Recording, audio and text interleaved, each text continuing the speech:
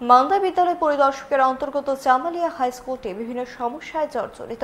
স্কুলে নেই পানীয় জলের ব্যবস্থা, নেই ডাইনিং হল এবং বিদ্যুতের সমস্যা। পাশাপাশি শিক্ষক স্বল্পতার কারণে ছাত্রছাত্রীদের পড়াশোনার ব্যাঘাত ঘটছে। স্কুলের এক শিক্ষক সংবাদ মাধ্যমের মুখোমুখি হয়ে জানান, প্রথম থেকে পঞ্চম শ্রেণী পর্যন্ত 31 জন ছাত্রছাত্রী আছে, শিক্ষক আছেন মাত্র 3 জন।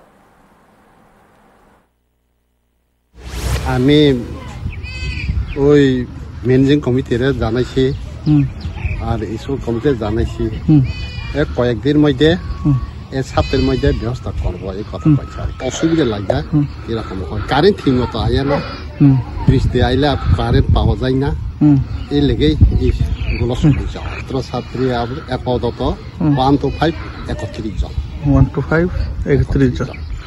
এমনি টিচারও কয়জন? টিচার 3 জন। 3 জন। এই 3 জন দিয়ে কাভার করেন যায়? কাভার হয় না, কোন মতে পোস্টের মধ্যে শিক্ষামন্ত্রীরে আমরা অনুরোধ করবো স্টাফের জন্য। এই স্টাফ কবির মধ্যে আমরা খুব কষ্ট করে ক্লাস করতেছি।